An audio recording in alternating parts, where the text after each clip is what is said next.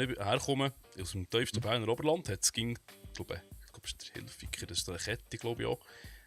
Eins das Dorfläden gehabt, wo Nintendo 64 hatte, wo man spielen konnte. Jetzt kannst du dir vorstellen, als 13-Jähriger, James Bond, oder? Daheim hast du nicht dürfen und dann hast du es halt dort gespielt. Also, sie hätten es zum Teil müssen rausschmeissen. Das war wirklich interessant. Ja. Und das hat sich aber auch geändert. Das ist noch so ein Punkt, wo ich mittlerweile muss ich auch sagen, also ich habe schon erlebt, dass man in einem Mediamarkt steht, nebendran einen 9-Jährigen, der God of War, oder nicht God of War, Gears of War anschaut und sagt, Mami, darf ich das? Und sie schaut nicht einmal die Packung an, interessiert sich gar nicht dafür und sagt, ja, das ist kein Problem.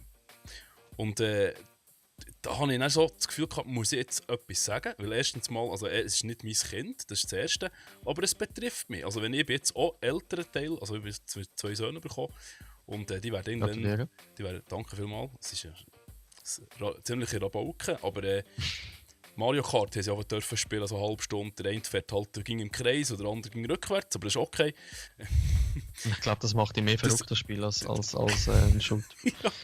Ja, also unter Kollegen auf jeden Fall. Rainbow Track und Banane in der letzten Sekunde, genau. Aber hast du auch mehr so die Erfahrung gemacht, hat sich das jetzt bessert, auch durch die Massnahmen, die jetzt, ich glaube, es ist immer noch selbst freiwillige Kontrolle von den ist es noch freiwillige Kontrolle von den Geschäften? Bin mir nicht sicher. Aber das ist irgendwie es ist schon ein Zeitchen her schon wieder, hat das angefangen, das Geschäft hat das angefangen selber kontrollieren. Weißt du, also ich glaube, Micro, also jetzt gerade Electronics und so, sind ein paar von den ersten gewesen. Und jetzt zieht sich das, glaube ich, relativ gut durch das Band, wo die Leute wirklich auch auf die USK, auf die Altersempfehlungen schauen. Peggy, danke. Ja, nicht etwa. Stimmt, ja. Nein, es ist ein recht wichtiger Unterschied. Das ist ein sehr wichtiger Unterschied, das ist richtig. Ja. Willst du schnell den Unterschied erklären vielleicht? Okay. Peggy ist Europa. Ja. USK, FSK ist Deutschland. Genau. Man kann es eigentlich so sagen. Die Deutschen haben eine eigene Lösung. Im praktisch ganze restliche Europa, also EU und das Rest Europa, ist Peggy das Master-Ding. Das ist eine Initiative, die angefangen hat in Nordeuropa. In vielen Ländern, ich glaube Finnland ist eines davon, wo ist es auch gesetzlich verankert worden. Das ist unsere Regelung. Andere Länder tun sie freiwillig anwenden. In der Schweiz ist es zum jetzigen Zeitpunkt so, also seit einigen Jahren so, dass die SIEA, also Swiss Interactive Entertainment Association, das ist der Dachverband von der Game-Hersteller und Distributoren und Importeure eigentlich auch in der Schweiz, sich einen Code of Conduct auferlegt hat und sich entschieden hat, dass sie den einhalten wollen. Und ein Teil von dem Code of Conduct ist, dass sie das Peggy beachten müssen im Verkauf und sonst werden der Branche interne Strafen ausgesprochen. Ich glaube, das Schlimmste, was ausgesprochen werden ist, also Bussen, kleine Bussen sind es, und die Schlimmste, die ausgesprochen werden, ist, dass Peggy zu den Importeuren geht, zu den 2-3 grössten Schweizer Game-Importeuren. Die machen mit und sagen, los, der und der dürft ihr jetzt bitte nicht mehr beliefern. Und dann kommt da keine Games mehr über. Es gibt halt dann, die meisten haben das eigentlich unterschrieben und machen mit. Was wir sehr lobenswert finden. Ja, es gibt absolut. aber ein paar schwarze Schafe. Das grösste Bekannte an uns ist Toys R Us. Interessant. Die haben das spezifisch nicht unterschrieben. Okay. Das Und überrascht mich jetzt dann tatsächlich, ja.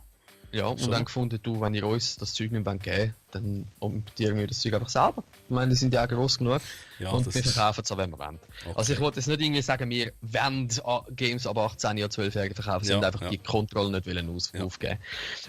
Wir sind im Moment seit auch schon 1,5 Jahren als Organisation bei der Legislative in Bundesbern vorne dabei, wir sitzen am Tisch. Es wird ein Jugendschutzgesetz ausgearbeitet für Film und Games, wo nach unserem Willen, das haben wir immer so wollen, Peggy als System in der Schweiz gesetzlich und national verankert. Und ja nicht etwa die USK eben. Genau, das war eine Diskussion, die wir mal irgendwo auch mitbekommen. Man hat gesagt, ja, Deutschland hat ja ein System. Und da ist man gerade sofort auf Barrikaden, und alles ist gerade wieder Raunen durch die ganze Gamer-Szene gegangen, aufs Gottes Willen, oder? Man hat halt auch gewisse Abwehrhaltung entwickelt. Das ist halt einfach irgendwie nachdem wir, vor allem die, wo alt genug sind, um noch damals dabei zu sein, wo man als Gamer doch eher ein bisschen ausgegrenzt worden ist sozial. Ja, genau. haben eine gewisse Abwehrhaltung aufgebaut. Kaum heisst es USK, sind alle so, oh, oder kaum heisst es schon, du, aber Gewaltig Games, sind alle so, ja, was ist jetzt wieder mit Gewaltig Games? Und wir merken schon, dass da eine Abwehrhaltung rum ist, was ich noch sogar versteht. Ja. Aber das Problem ist halt auch, wir finden Peggy persönlich auch besser. Einerseits, es wird immer gesagt, USK sei sehr viel strenger, das stimmt nicht 100%. Es gibt auch ein paar wenige Games, wo Peggy härter bewertet hat als USK. Ja. Aber das Gute an Peggy ist, es ist ein kontinental ausbreitetes System. Ja. Es hat sich bewährt über viele, viele Jahre in mehreren leicht bis mittelverschiedenen Kulturen, also in Europa. Es ist dynamisch, also es hat auch Länder, die gesagt haben, wir wollen aber nicht das 3, 6, 12, 16, 18 System, wir wollen ein bisschen anderes. Ja. Und dann verankern wir es und Peggy hat mitgezogen. Okay. Und wie etwas vom Wichtigsten an Peggy für mich selber ist, dass Peggy zumindest zum Teil demokratisierten Prozess hat. Also bei Peggy kann man sich melden und sagen, lass zu, ich glaube, das Spiel ist unkorrekt geratet. Ja. Das Spiel sollte nicht das Rating bekommen, sondern ein tieferes oder ein höheres. Ja. Und nach bestimmten Vorgaben und so weiter und bestimmte Mengen von so Meldungen und dann triggert das Re-Evaluation Entschuldigung, innerhalb von Peggy und dann wird das neu geprüft. Oder? Und das hat USK und FSK nicht. Das ist eine staatliche Stelle, die entscheidet. Und dann ist fertig. Dann ist fertig. Man muss aber noch fairerweise sagen, die USK und die FSK, du hast vor allem, wenn du nicht in Deutschland wohnst, hast du so ein bisschen das Bild, das sind alles so alte Leute, die haben keine Ahnung, die sitzen am Schreibtisch und sagen, die Games 16, ja, genau 18, so stellt man sich doch die vor.